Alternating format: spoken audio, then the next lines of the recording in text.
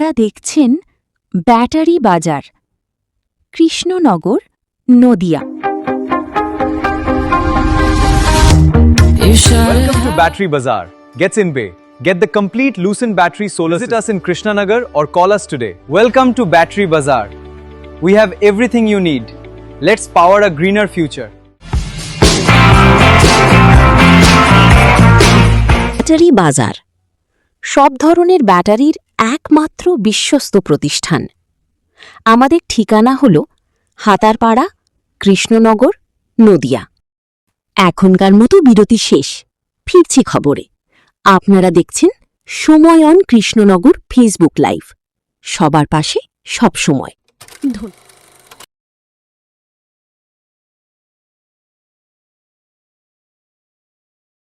জমি মাফিয়াদের তাণ্ডব, 15 লাখ টাকার জমি প্রতারণায় চাঞ্চল্য। নদিয়ার বীরনগর এলাকার বাসিন্দা উত্তম দাস নামে এক ব্যক্তি বীরনগর 5 নম্বর ওয়ার্ড এলাকায় একটি বাড়িসহ জমি ক্রয় করেন। অভিযোগ, জাল দলিল দেখিয়ে এই জমি বিক্রি করা হয় এবং তার সাথে 15 লক্ষ টাকার প্রতারণা করা হয়। বীরনগরের বুকে জমি মাফিয়াদের তাণ্ডবে বীরনগর শহরের মানুষেরা অতিষ্ঠ, ভয়ে কেউ মুখ খুলতে পারে না। বীরনগর এলাকায় বিভিন্ন জায়গায় জমি দখল করে সেই জমি বিক্রি ও জাল দলিল তৈরি করা হয়েছে, এমনটাই স্থানীয় সূত্রে খবর। এই দুর্নীতিতে রাজনৈতিক প্রভাবশালী ব্যক্তিসহ পৌরসভার কাউন্সিলর ও বিভিন্ন জমি মাফিয়া ও মস্তানরা যুক্ত আছে বলেই স্থানীয়দের দাবি। তবে সরকার পরিবর্তনের পর একের পর এক দুর্নীতির বিরুদ্ধে অভিযোগ। সাধারণ মানুষসহ পুলিশ প্রশাসনের ওপর আস্থা রাখছেন সাধারণ মানুষেরা। কিন্তু স্থানীয় সূত্রের বিভিন্ন নাম উঠে আসছে। তারা কারা, কতটা বড় প্রভাবশালী লোক এই বীরনগরে, আর কারা কারা যুক্ত এই ধরনের ঘটনার সাথে, তা খুব শীঘ্রই সামনে আসতে চলেছে এবং তার তদন্ত শুরু করেছে পুলিশ প্রশাসন।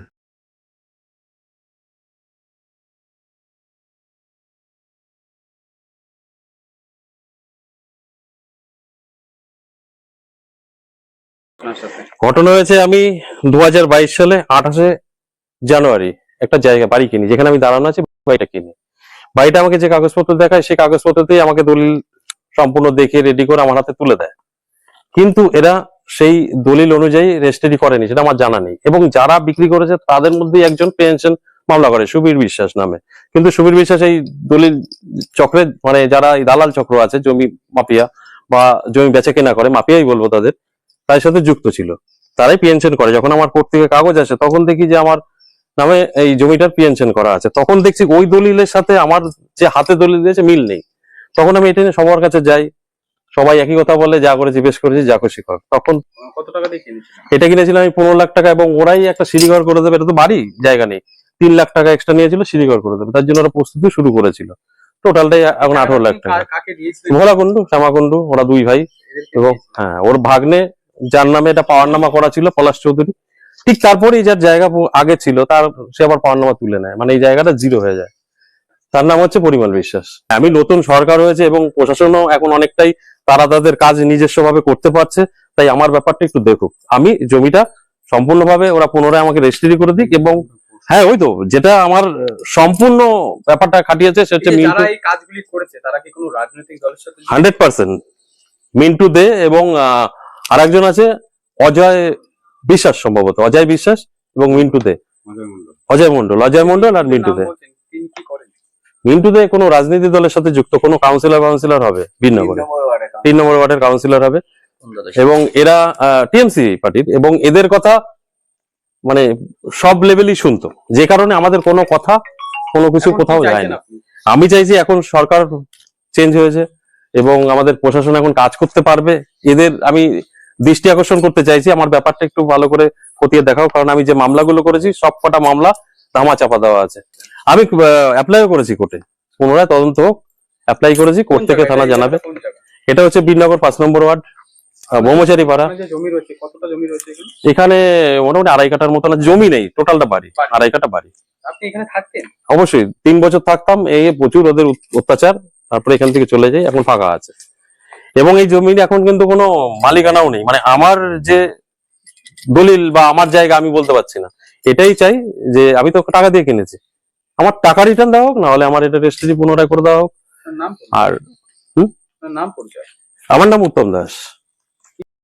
বিনগর 5 নম্বর ওয়ার্ডে জাল দলিল দেখিয়ে একটি জমি নিয়ে দুর্নীতি হয়েছে এমনটাই অভিযোগ উঠে আসছে, আর সেক্ষেত্রে আপনার নাম সেখানে উঠে আসছে, কি বলবেন? প্রথম কথা হচ্ছে যে 5 নম্বর ওয়ার্ডটা আমার ওয়ার্ডের মধ্যে না, আমার হচ্ছে আমি 3 নম্বর ওয়ার্ডের কাউন্সিলর বিনগর পৌরসভা। 5 নম্বর ওয়ার্ড আমার নয়। দ্বিতীয়, বিনগর শহরে আমি কোনো জমি ব্যবসা বা জমির এই ধরনের কোনো ক্রিয়াকর্মের সঙ্গে যুক্ত থাকি না। সকলেই জানেন আমি একজন শিক্ষক, আমি শিক্ষকতা করি। জমি সংক্রান্ত, জমি কেনা বেচা ইত্যাদি সংক্রান্ত বিষয়ে আমার কোনো আগ্রহও নেই বা এই বিষয়ে আমি কিছু জানিও না। যিনি অভিযোগ করছেন তিনি কোনোদিন এই ধরনের কোনো অভিযোগ আমার কাছে আনেনও নি, আর আনার কথাও নেই, তার কারণ তিনি আমার ওয়ার্ডের মধ্যে থাকেন না। এই ওয়ার্ডটা 5 নম্বর ওয়ার্ড আর আমি 3 নম্বর ওয়ার্ডের কাউন্সিলর। আচ্ছা, এই যে আপনার বিরুদ্ধেই যে দাবি করছে, যে অভিযোগ তুলছে, হঠাৎ আপনার বিরুদ্ধে এরকম অভিযোগ তোলার কারণ কি? এটা আমি মনে করি সম্পূর্ণভাবে এটা একটা মিথ্যে উদ্দেশ্য প্রণোদিতভাবে ভিত্তিহীন একটা অভিযোগ নিয়ে আসা হচ্ছে। তার কারণ আপনি যদি একটু তদন্ত করে দেখা যায় এই জমি কেনা বেচা ইত্যাদির সঙ্গে কারা যুক্ত বা কিভাবে যুক্ত ইত্যাদি, তাহলে একটু তলিয়ে দেখলে বোঝা যাবে, তদন্ত করে দেখলে বোঝা যাবে যে সম্পূর্ণভাবে এটা উদ্দেশ্য প্রণোদিতভাবে একটা ভিত্তিহীন অভিযোগ আমার সম্বন্ধে আনা হচ্ছে, যার সাথে আমার দূর দূরান্ত পর্যন্ত কোনো যোগাযোগ নেই। আপনার নাম পরিচয়? আমার নাম মিন্টু দে, আমি বিনগর পৌরসভা 3 নম্বর ওয়ার্ডের কাউন্সিলর। রাজ্য সরকার পরিবর্তন হওয়ার সঙ্গে সঙ্গে সাধারণ মানুষ দুর্নীতির বিরুদ্ধে প্রতিবাদ করা শিখেছে, মুখ খুলতে শিখেছে। তারা সেই ভয়টা তাদের মধ্যে নেই। রাজ্যের বিভিন্ন জায়গায় জমি মাফিয়া, নানান রকম দুর্নীতি চারিদিকে ছড়িয়ে পড়েছে। সেই রকম বিনগরের আনাচে কানাচে জাল দলিল দেখিয়ে জমি বিক্রি, অন্যের জমি দখল করা, এইগুলো বিনগরে চারিদিকে ছড়িয়ে পড়েছে। সেই রকমই একটা ঘটনা 5 নম্বরে ঘটেছে, যে জাল দলিল দেখিয়ে জমি বিক্রি। এটা আমাদের কানে এসছে। আমরা আমাদের ভারতীয় জনতা পার্টির পক্ষ থেকে প্রশাসনকে জানাবো, এটা যদি সত্যি ঘটনা ঘটে থাকে তাহলে প্রশাসন যেন এর সঙ্গে যারা জড়িত আছে তাদের আইন মাফিক যা শাস্তি হয় তারা যেন সেই শাস্তিটা পায়। এটা আমরা ভারতীয় জনতা পার্টির পক্ষ থেকে প্রশাসনের কাছে অনুরোধ করব। এই যে বিনগরের বুকে বিভিন্ন জায়গায় দেখা গেছে মস্তানি গুন্ডামি করে বিভিন্ন জমি দখল এবং সেই জমির জাল দলিল তৈরি করে সেই জমি বিক্রি, এর বিরুদ্ধে প্রশাসনের তরফ থেকে তো এতদিন কোনো রকম পদক্ষেপ নেওয়া হয়নি। এখন রাজ্যের সরকার পরিবর্তন হয়েছে, সেক্ষেত্রে কি এখন কোনো পদক্ষেপ নেওয়া হবে? সাধারণ মানুষ এই অপেক্ষায় রয়েছে। একদমই তাই। প্রশাসন বিভিন্ন রকম চাপে ছিল, প্রশাসনের হাত পা বাঁধা ছিল, তাদেরকে কাজ করতে দেওয়া হতো না। এখন ভারতীয় জনতা পার্টির সরকার, ডবল ইঞ্জিন সরকার ক্ষমতা আসার পর প্রশাসনের হাত খুলে দিয়েছে, মুক্ত করে দিয়েছে, তারা যেন সঠিক আইন মাফিক কাজ করতে পারে।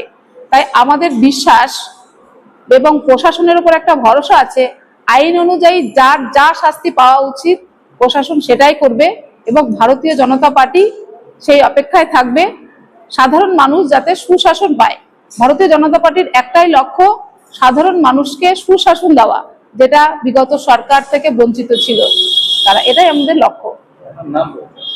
আমি মিঠু সরকার, 87 রানাঘাট উত্তর পশ্চিম মন্ডল 4 মন্ডল প্রেসিডেন্ট।